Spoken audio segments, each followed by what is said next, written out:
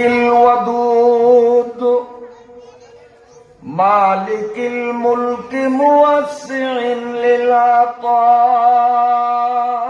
للعطاء الممدود لا عدد عاد لعطائه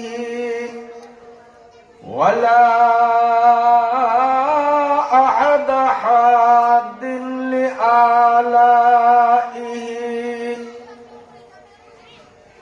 وهو أعلى أولاد آدم وحواء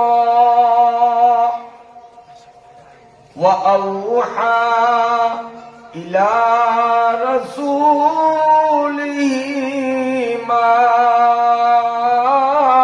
أوحى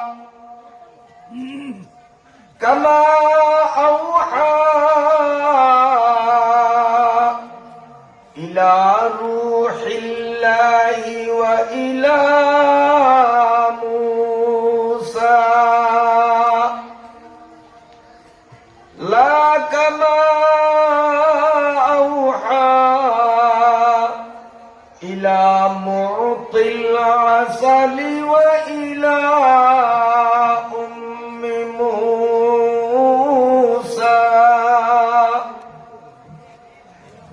اللهم صل وسلم دائما على رسولك المكرم الأكرم صعيد السماء وعلى آله الصلحاء السعداء اللهم صل على محمد وعلى آل محمد كما صليت على إبراهيم وعلى آل إبراهيم إنك حميد مجيد اللهم بارك على محمد وعلى آل محمد كما باركت على إبراهيم وعلى آل إبراهيم إنك حميد مجيد أما بعد فأعوذ بالله من الشيطان الرجيم بسم الله الرحمن الرحيم تبارك الذي بيده الملك وهو على كل شيء قدير الذي خلق الموت والحياة ليبلوكم أيكم أحسن عملا وهو العزيز الغفور صدق الله مولانا العظيم وصدق نبينا الأمين ونحن على ذلك لمن الشاهدين والشاكرين ভোলা শহর উপকণ্ঠে Mostafa Kamal bus stand সংলগ্ন ইয়াকুব আলী ফরাজি বাড়ির দরজায় দারুল উলুম আল আশরাফিয়া বাস টার্মিনাল মাদ্রাসার উদ্যোগে অত্র এলাকার সর্বস্তরের ধর্মপ্রাণ মুসলমানদের সার্বিক সহযোগিতা ও অর্থায়নে পরম করুণাময় দাতা দয়ালু আল্লাহ রাব্বুল আলামিনের অপরিসীম দয়া ও অনুকম্পার ফলশ্রুতিতে একটানা 2 দিন ব্যাপী আয়োজিত বার্ষিক ওয়াজ মাহফিলের আজ প্রথম দিনের সমাপনী পর্বের সম্মানিত সভাপতি, উপস্থিত অত্র মাদ্রাসার যোগ্যতা সম্পন্ন সম্মানিত শিক্ষক বৃন্দ সহ আগত হযরত উলামা ইকরাম, আবাল বনিতা বৃদ্ধ শিশু কিশোর নির্বিশেষে সর্বস্তরের সম্মানিত সুধী মণ্ডলী, দ্বীনী ভাইয়েরা, পর্দার আড়ালের সম্মানিতা আমার মায়েরা, বোনেরা ও মেয়েরা, আমি আপনাদের সামনে সংক্ষিপ্ত খুতবা পাঠান্তে মহান আল্লাহ রাব্বুল আলামিন কর্তৃক অবতারিত পবিত্র কোরআনুল কারীমের 29তম পারার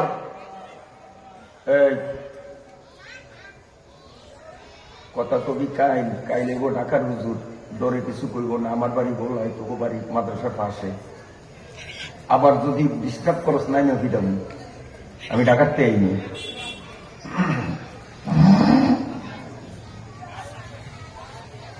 পবিত্র কোরআনুল কারীমের 29তম পারার 1 নম্বর সূরা সূরা-ই তাবারাকাল্লাযীর প্রথম থেকে সামান্য কিছু অংশ তিলাওয়াত করলাম। আল্লাহ রাব্বুল আলামিন যদি তৌফিক ইনায়েত করেন, তিলাওয়াতকৃত আয়াতের মর্মে গুরুত্বপূর্ণ কিছু কথা উপস্থাপনের দৃঢ় মনোনিবেশ করলাম ইনশাআল্লাহ। যেই মহান রব্বুল আলামিন আমাদেরকে বৈষয়িক সকল ব্যস্ততা থেকে আলাদা করে কোরআন হাদিসের মজমায় আলিম উলামাদের সোহবতে অসংখ্য রহমতের ফেরেশতাদের বেষ্টনীতে সুস্থ সবল দেহমন নিয়ে যথা সময়ে এমন কোন দিন আমার দিক টাকা জনে জনে ডাক দিব, মাইক তো এখনো দেখো না, একটারে মাইক দিন সবগুলা ঠিক দিব।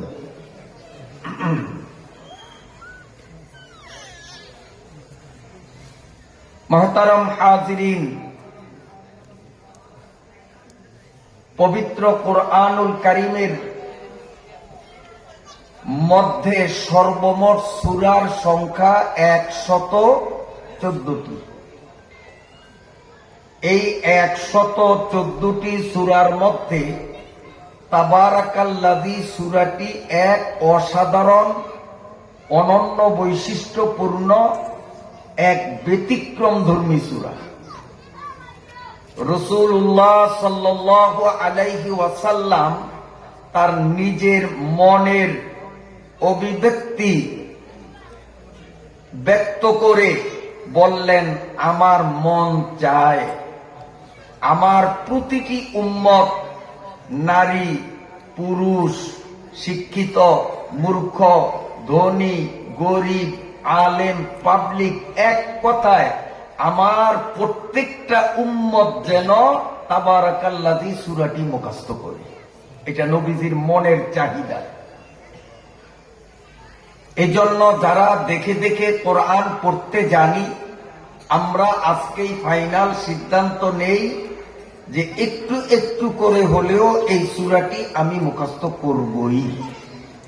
সূরাটি তেমন বেশি লম্বা নয়, বড় নয়, ছোট ছোট 30টি আয়াতের সমন্বয়ে এই সূরাটি, মাত্র 30টি আয়াত। প্রিয় নবী সাল্লাল্লাহু আলাইহি ওয়াসাল্লাম ইরশাদ করেন, আল্লাহর পক্ষ থেকে নাযিলকৃত কোরআনের ছোট ছোট 30 আয়াত বিশিষ্ট একটি সূরা।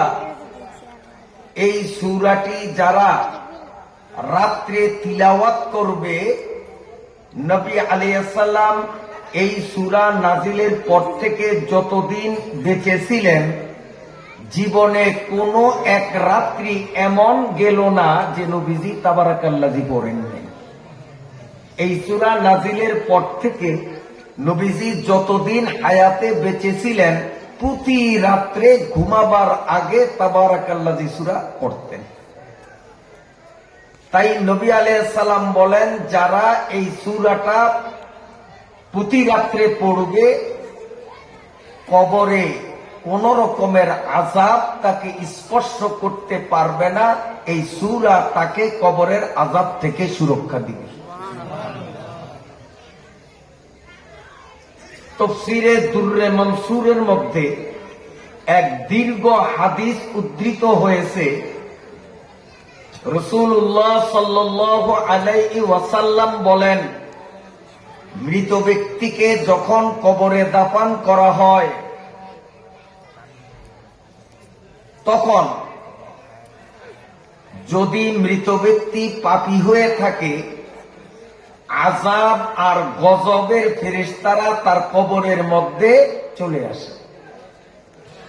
কিন্তু নবীজি বলেন, একটা মানুষ 30 পারা কোরআনের তাবারাকাল্লাযী সূরা ছাড়া আর একটা অক্ষর তার জানা নাই, শিখে নাই, শুধুমাত্র ওয়ানলি একটা সূরা শিখছে। কি নাম সূরাটার? তাবারাকাল্লাযী সূরা। এই সূরার আরেক নাম সূরায়ে মুনজিয়া, এই সূরার আরেক নাম হলো ওয়াকিয়া, এই সূরার আরেক নাম হইল মুজাদেলা, এই সূরার আরেক নাম হলো মানিআ। প্রতিটি নামই যথার্থ সার্থক।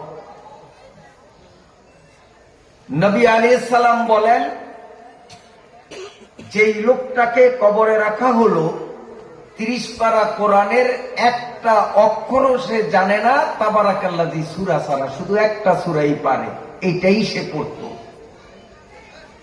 যখন আযাবের ফেরেশতা পায়ের দিক থেকে আসতে দেখে, তখন এই সূরা পায়ের মুর্দার পায়ের কাছে গিয়ে প্রতিবন্ধক হয়, তোমরা কারা, সরো, এখানে আসতে পারবে না। ফেরেশতারা ঘুরে যখন মাথার দিক থেকে আসতে চেষ্টা করে, তাবারাকাল্লাযী সূরা মাথার কাছে গিয়ে আড়াল হয়ে দাঁড়ায়, বেড়া হয়ে দাঁড়ায়, তোমরা কারা, সরো। আবার ডানের থেকে আসতে যায়, একই কথা, বামের থেকে আসতে গেলেও একই কথা। তখন ফেরেশতারা বলে, তুমি আল্লাহর কোরআনের একটি সূরা, আর আমরা আল্লাহ পাকের ফেরেশতা। আল্লাহ আমাদেরকে যে দায়িত্ব দেন তা পালন করতে আমরা বাধ্য। এই মৃত ব্যক্তি গুনাহগার, তার পাপের কারণে কি কি সাজা তার জন্য নির্ধারিত আমাদের হাতে চার্ট রয়েছে, তালিকা রয়েছে, তুমি একটু সরো, আমরা ওকে আযাব দেওয়া শুরু করি। তখন তাবারাকাল্লাযী সূরা বলবে, তোমাদের কোনো কথা শুনবো না। তখন ফেরেশতারা বলে, আচ্ছা তাহলে তুমি একটু আল্লাহর সাথে কথা বলো। তখন তাবারাকাল্লাযী সূরা আল্লাহকে ডেকে বলবে, ও আল্লাহ, আমি কি তোমার কোরআনের সূরা? আল্লাহ বলবেন, কি তোর সন্দেহ আসেনি? তোরে তো আমিই নাযিল করেছি, আমার কোরআনের 29 নম্বর পারার 1 নম্বর সূরাই তো তুই। তখন তাবারাকাল্লাযী সূরা বলে, ও আল্লাহ, যদি এই লোকটা যে কবরে আসলো, সে কোরআনের আর একটা অক্ষর জানে না, শুধু আমাকে জানে, আমাকে প্রতি রাত্রে তিলাওয়াত না করে ঘুমাতো না। এখন যদি তুমি এই লোকটাকে ফেরেশতার হাতে পিটানি খাওয়াইতে চাও, তো আগে আমি তাবারাকাল্লাযীরে তোমার কোরআন থেকে বাদ দাও। কথা বোঝেন নাই? পেশটা কেমন দিবে? যে যদি ফেরেশতার হাতে মুর্দাকে মারতে হয়, তা আমি তাবারাকাল্লাযী সূরাকে কোরআন থেকে বাদ দিতে হবে। এখন থেকে কোরআনের সূরা কয়টা হবে? 113টা হবে। আমি বাদ। আল্লাহ বলেন, বাদ তো দেওয়া যাবে না। মা ইউবাদদিলুল কাউলু লাদাইয়া, আমার কোরআন পরিবর্তন পরিবর্তন সংস্করণ রদবদল থেকে বহু ঊর্ধ্বে কমানো যাবে না। তাবারাকাল্লাযী সূরা বলবে, আল্লাহ আমারে যখন তোমার কোরআন থেকে বাদ দিতে পারবা না, এখন কি করবা বলো। আল্লাহ রাব্বুল আলামিন বলবেন, তোমার কি দাবি তুমি বলো। তুমি দাবি করতে দেরি, আমি আল্লাহ মানতে মোটেও দেরি করব না। তাবারাকাল্লাযী সূরা তখন বলবে, আল্লাহ আমি এই ব্যক্তির জন্য সুপারিশ করি, কিয়ামত পর্যন্ত তার কবরে তুমি কোনো আযাব দিতে পারবা না। আমি তাবারাকাল্লাযী সূরা এর কবরের মধ্যে এর ডানে বামে পায়ের কাছে মাথার কাছে চতুর্দিক দিয়ে পায়চারি করব, হাঁটাহাঁটি করব, কিয়ামত পর্যন্ত কোনো আযাব এই কবরে চলবে না। আল্লাহ রাব্বুল আলামিন জবাবে দিলেন, তাবারাকাল্লাযী তুই যখন এত বড় সত্য দাবি আমি আল্লাহর কাছে করেছো, আমি তো আগেই তোমারে ওয়াদা দিয়েছি তোমার সব সুপারিশ কবুল করা হবে। তুমি যখন সুপারিশ করলা, তোমার সুবাদে তোমার সম্মানে এই কবরে কিয়ামত পর্যন্ত আর কোনো আযাব হবে না। সুবহানাল্লাহ, সুবহানাল্লাহ। তো সূরাটা কম গুরুত্বপূর্ণ, কম গুরুত্বপূর্ণ। এই সূরাটা আমাদের শেখার দরকার আসেনি, শেখার দরকার আছে। যারা শিখিনি, অন্তত আমাদের ছেলে মেয়ে অথবা নাতিপুতি থাকলে তাদেরকে এই আশরাফিয়া মাদ্রাসায় দেবেন। অল্প দিনের মধ্যেই দেখবেন এরা তাবারাকাল্লাযী সূরা শুধু পড়তেই জানবে না, কলম দিয়ে কাগজে, সাদা কাগজে এমন নিখুঁত ভাবে লিখবে, ওর হাতের লেখা দেখলে কম্পিউটারও লজ্জা পাবে। কম্পিউটারে এত সুন্দর করে লিখতে পারবে না। এই আশরাফিয়া মাদ্রাসার ছোট্ট ছোট্ট শিশুরা এত সুন্দর অক্ষরে কোরআন শরীফ লিখতে পারে। বলেন সুবহানাল্লাহ, সুবহানাল্লাহ। আল্লাহ তাআলা এই মাদ্রাসাকে, মাদ্রাসার এলাকাকে কিয়ামত পর্যন্ত হেফাজত করেন। মুহতারাম হাজিরিন, তাবারাকাল্লাযী বিয়াদিহিল মুলক আয়াতের প্রথম তাবারাকা শব্দ, সেই দিক বিবেচনা করিয়া সূরাটির নাম তাবারাকাল্লাযী। আবার এই সূরার মাধ্যমে কবরের আযাব থেকে কিয়ামত পর্যন্ত সুরক্ষা পাবে, সেই দৃষ্টিকোণ থেকে এই সূরাটিকে সূরায়ে ওয়াকিয়া বলা হয়। ওয়াকিয়া না, ওই যে ইযা ওয়াকাতিল ওয়াকিয়া, সেটা হলো ওয়ালিফ কফ আইন গুলতা ওয়াকিয়া, আর এটা হলো ওয়াকিয়া, ওয়ালিফ দুই নক্তাওয়ালা কাফ ইয়া গুলতা ওয়াকিয়া। ওয়াকিয়া অর্থ সুরক্ষাদাতা, যে রক্ষা করে, বাঁচায়। এর আরেক নাম মুনজিয়া, মুনজিয়ার অর্থ হলো বিপদ মুক্তকারী। এর আরেক অর্থ মুজাদিলা, মুজাদিলার অর্থ হলো উকিল। কবরে আমি শুয়ে থাকবো, আমার পক্ষ হয়ে ফেরেশতাদের সাথে উকালতি পেশমার চালাইবে এই সূরা। এই জন্য এর নাম সূরায়ে মুজাদিলা।